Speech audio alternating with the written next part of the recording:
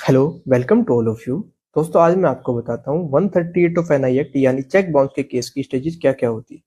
दोस्तों, सबसे पहले चेक बाउंस होने की डेट से 30 दिन के दौरान आपको दूसरी पार्टी को लीगल नोटिस भेजना होता है।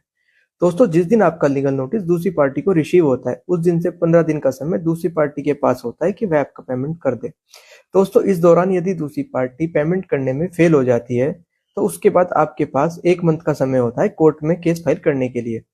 दोस्तों, 138 ऑफ एनआई एक्ट का केस जेएमएफसी यानी कि जुडिशियल मजिस्ट्रेट फर्स्ट क्लास की कोर्ट में राइटिंग में फाइल किया जाता है। दोस्तों, जैसे ही आप अपना कंप्लेंट कोर्ट में फाइल करते हैं उसके बाद कोर्ट कंसिडर करती है और प्राइमा फेसाई देखती है कि क्या सफिशिएंट ग्राउंड है कि ये मैटर 138 का बन रहा है। दोस्तों, यदि सफिशिएंट ग्राउंड होते हैं तो कोर्ट के द्वारा समन इशू कर दिया जाता है।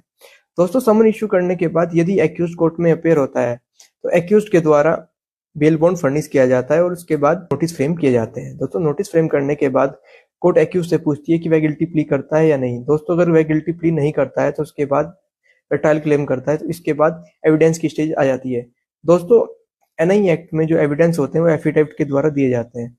ऐसी स्थिति में एक्यूज्ड के एडवोकेट के द्वारा 145(2) की एप्लीकेशन लगाई जाती है और कोर्ट से परमिशन ली जाती है कि कंप्लेनेंट और उसके जो भी एविडेंस दिए हैं उनको वह क्रॉस एग्जामिनेशन कर सके।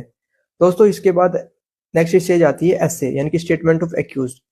दोस्तों, इसके बाद एक्यूज का स्टेटमेंट रिकॉर्ड किया जाता है और उससे पूछा जाता है कि क्या वह एविडेंस लीड करना चाहता है।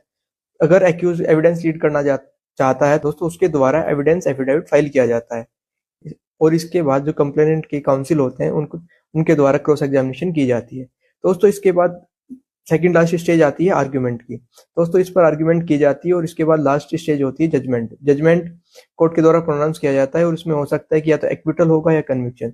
कन्विक्शन होने में दो सिचुएशन हो सकती हैं। हो सकता है उसको 2 साल तक की सजा दे दें या हो सकता है जो जितना कंपनसेशन है वो डबल अमाउंट चेक अमाउंट का डबल दे दें या हो सकता है दोनों भी दे दें। अगर आपको वीडियो अच्छी लगी है तो लाइक करें, शेयर करें और यदि आप वीडियो डिटेल में चाहते हैं तो हमें सपोर्ट करें। Thank you.